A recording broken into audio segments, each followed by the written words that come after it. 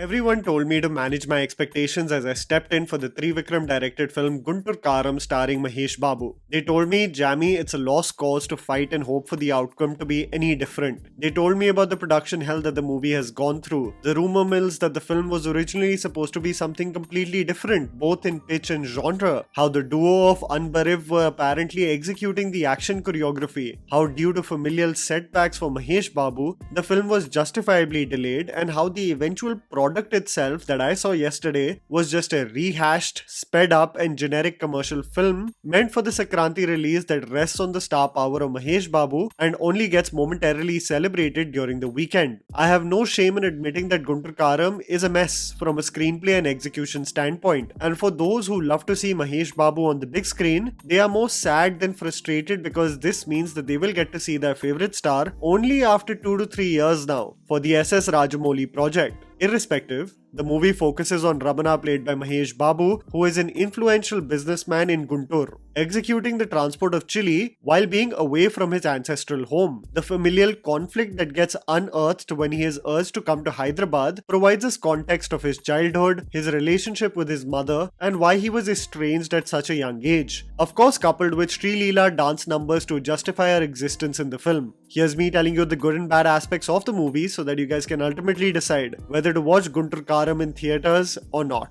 The good. Portions of genuine storytelling. You know what's insane about the film is that the screenplay actually seems like it has been shot in blocks. Some scenes coming across as if they are absolutely independent from the screenplay, providing an incoherent experience for the most part. But what's shocking is that I was actually invested in the storytelling in the initial minutes and the concluding moments of the film, making me wonder, why wasn't this the focus of the entire movie? Trivikram uses a long-running shot when showcasing the calm before the storm. The camera goes from room to room, brilliantly captured by cinematographer Manoj Paramhamsa and P.S. Vinod. This same technique is utilized in withholding the ultimate reveal of our protagonist when given the news that he is called to Hyderabad. I actually started wondering, I'm invested in this. The half-truths of his past, the confidence with which he enters their office building, shutting down their arrogance, and then I realized it was limited to just the first 20 minutes. Anything sincere in this film is limited to these portions where one explores the angst within Mahesh Babu for not being accepted,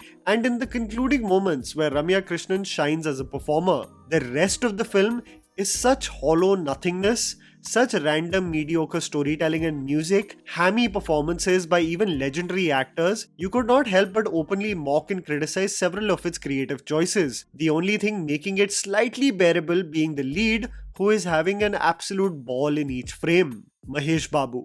There is an undeniable and effortless confidence that Mahesh Babu possesses on screen. It's way more laid back and effective in this film than the last few ventures I have seen. The casual throwaway lines, the banter, and even the effort placed in the underwhelming music handed to him. Mahesh Babu is the only reason I sat through some of the most illogical sequences of this movie. Just the reactions of the actor when being called a Ramu by his romantic interest will tell you that if there was even an ounce more of an effort in the storytelling and actually just exploring the family dynamic rather than one soulless dance number or forced comedic gag, this would have been more than the frustrating experience it turned out to be. I could just see the reactions of the audience and how they were receptive to Mahesh Babu's one-liners. He's a definite crowd favorite in this movie. Sadly, the content is nowhere near his conviction. The only comedic sequence that actually generates the most laughs is when Ajay plays the role of Gelatin Babji and he enters for an action sequence, something that organically made even the illogical humorous.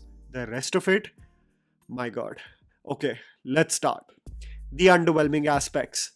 The purpose of women. I am baffled on what these two heroines were doing in this film. It's insane that they are advertised as key components to the story, but other than Ramya Krishnan and Iswari Rao, the women in this film absolutely serve no purpose. I was especially shell-shocked at seeing the role of Meenakshi, playing the role of Rajji. She has nothing to lend to the storyline other than serving food to Mahesh Babu, and in another case, chakna and alcohol to both him and his father. She is actually jokingly reprimanded by Mahesh Babu too, as he pits two of the women together. Smitten by Sreeleela, he asks if she can groom Rajji like herself. The romantic storyline with Sreeleela is even more uncomfortable. Mahesh Babu constantly refers to her as figure, mind-blowing figure, bloody mind-blowing figure.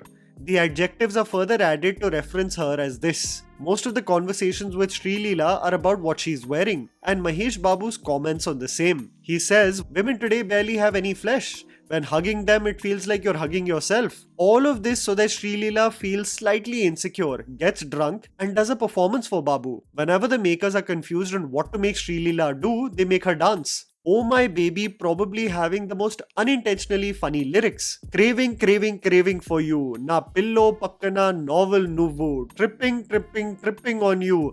No, honestly, I cannot deal.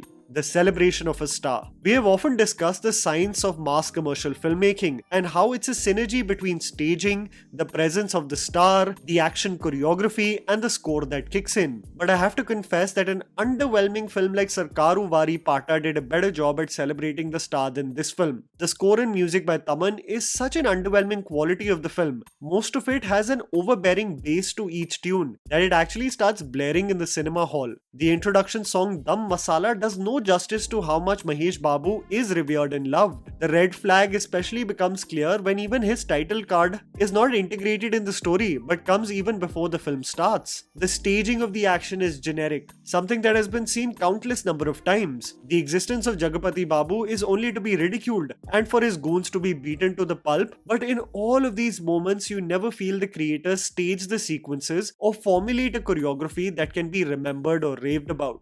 A bunch of nothingness. This is one of the most frustrating aspects of the movie because if you are a person who looks at the glass half full, you can somehow navigate a way to acknowledge that there was a movie somewhere here. A movie that could have been convincing and have the features of a Trivikram film that many have celebrated previously. But you are left with three questions of the supposed impact of the film and what it could have been. Is it an effective mass action commercial film that celebrates its star? No. Is it an effective family drama where the emotions deliver? No. Does it get the references of mythology and integrate it well with the family dynamic, something that Trivikram is known for? No. So by the end of it, what are you getting? Well, a Mahesh Babu project where Mahesh Babu is in good form, where the core conflict of the family dynamic should have been its only focus, and what you get is one never-ending comedic gag or sequence of Sreeleela pelvic thrusting through a song with all her might. You're left with the thoughts of what this film should have been versus what is. And you are left with a sense of emptiness as the wait is going to be a long and patient one to see one of the most celebrated stars again on the big screen. At least it's with someone who you can blindly trust. And that was the video, guys. Write down in the comments below what you thought about Guntur Kaaram. Please don't forget to follow me on Instagram. The handle's right in front of you. Follow me at JammyPants4. Also, please support us by smashing the like button and subscribing to our channel for weekly content ahead. Thank you for watching.